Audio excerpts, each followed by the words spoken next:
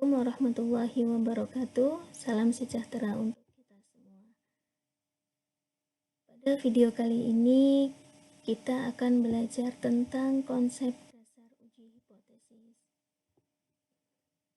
Oke, di sini kita akan belajar tentang definisi hipotesis, kemudian apa itu hipotesis statistik dan uji hipotesis, kemudian ada manfaat uji hipotesis, jenis-jenis pengujian hipotesis, kemudian ada cara dan contoh menentukan H0 dan H1, kemudian prosedur pengujian hipotesis. Oke, yang pertama definisi hipotesis. Hipotesis ini merupakan dugaan awal dari suatu penelitian yang perlu kita buktikan kebenarannya. Kemudian hipotesis statistik ini merupakan dugaan tentang parameter. Di sini parameternya berupa rata-rata atau disimbolkan dengan mu, kemudian ada variansi atau sigma kuadrat, kemudian ada proporsi yang disimbolkan dengan P. Kemudian untuk uji hipotesis sendiri, ini merupakan metode pengambilan keputusan yang didasarkan dari analisa data, baik dari percobaan yang terkontrol maupun dari observasi. Selanjutnya, manfaat uji hipotesis. Ada beberapa manfaat uji hipotesis, diantaranya yang pertama menerangkan suatu masalah penelitian, kemudian yang kedua menentukan arah penelitian, yang ketiga membuat kerangka analisa untuk membuat kesimpulan penelitian, yang keempat sebagai panduan untuk menentukan metode analisa data, kemudian yang kelima membantu mengambil keputusan. Selanjutnya untuk jenis-jenis pengujian hipotesis. Untuk jenis hipotesis statistik sendiri di sini ada hipotesis nol dan hipotesis alternatif. Untuk hipotesis nol ini biasa disimbolkan dengan H0, ini merupakan dugaan awal. Kemudian untuk hipotesis alternatif itu disimbolkan dengan H1, ini merupakan lawan dari H0. Untuk jenis pengujian hipotesisnya di sini ada uji hipotesis satu arah dan uji hipotesis dua arah. Untuk uji hipotesis satu arah, di sini ada uji hipotesis sisi kiri, kemudian uji hipotesis sisi kanan. Untuk uji hipotesis satu arah kiri, di sini H0-nya theta lebih dari sama dengan theta 0. Kemudian H1-nya di sini theta kurang dari theta 0. Kemudian untuk uji hipotesis sisi kanan, di sini misalkan H0 itu theta kurang dari sama dengan theta 0, untuk H1-nya theta lebih dari theta 0. Jadi H1 ini merupakan lawan dari H0. Uji hipotesis dua arah, di sini H0-nya theta sama dengan theta 0 dan H1-nya theta tidak sama dengan theta 0. Yang perlu dicermati, ciri H0 ini biasanya ada tanda sama dengan.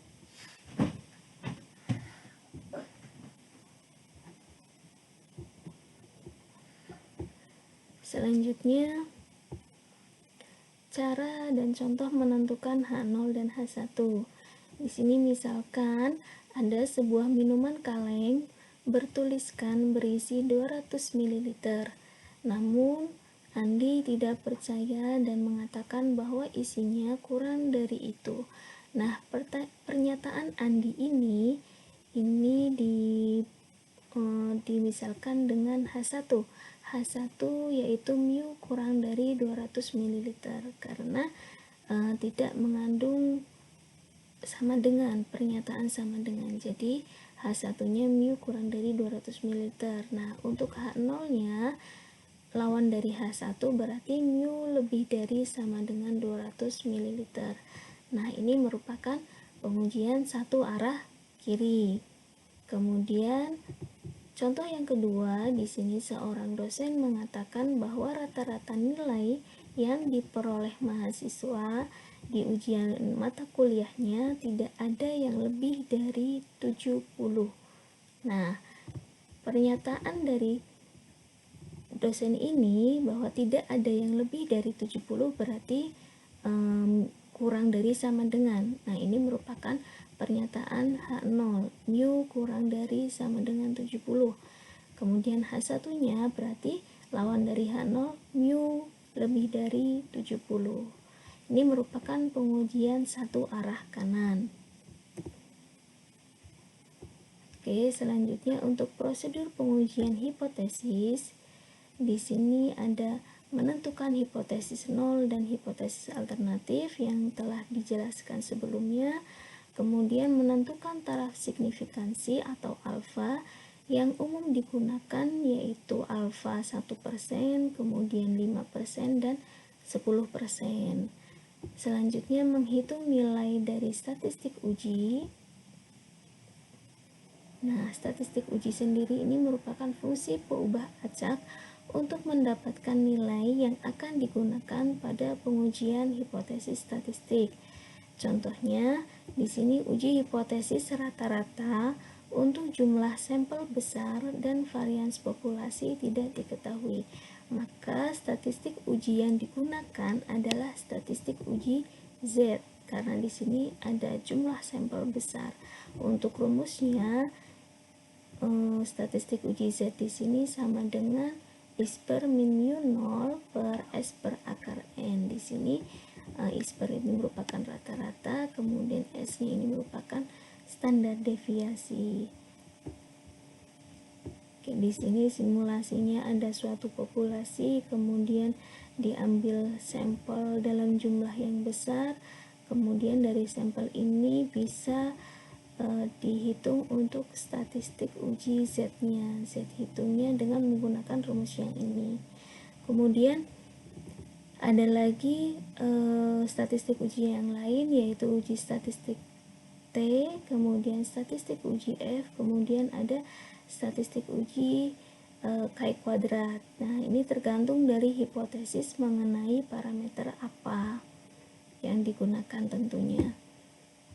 Selanjutnya menentukan wilayah kritis dan mengambil keputusan apakah menolak H0 atau gagal tolak H0. Nah, di sini untuk menentukan wilayah kritis dan mengambil keputusan ada 3 ya. Yang pertama ini uji hipotesis satu arah kiri. Di sini H0-nya itu mu lebih dari sama dengan mu 0. Kemudian H1-nya mu kurang dari mu 0. Nah, jika menggunakan Z hitung, statistik uji Z hitung, di sini misalkan minus Z hitung itu berada pada wilayah ini atau kurang dari min Z alfa, maka keputusan yang diambil yaitu menolak H0. Nah, bila menggunakan p-value ini, jika p-value-nya kurang dari nilai alfanya, maka keputusannya menolak H0. Tapi bila Z hitungnya itu berada pada wilayah yang putih ini, berarti keputusannya yaitu gagal tolak H0 atau menerima H0. Selanjutnya untuk uji hipotesis satu arah kanan, di sini jika Z hitungnya yang diperoleh itu berada pada wilayah ini, wilayah yang biru ini, atau lebih dari Z alfa, maka keputusannya menolak H0. Namun bila Z hitungnya itu berada pada wilayah yang putih ini atau Z hitungnya kurang dari Z alfa, maka gagal tolak H0. Kemudian bila p-value-nya itu kurang dari alfa, maka keputusannya yaitu tolak H0. Selanjutnya untuk uji hipotesis dua arah, di sini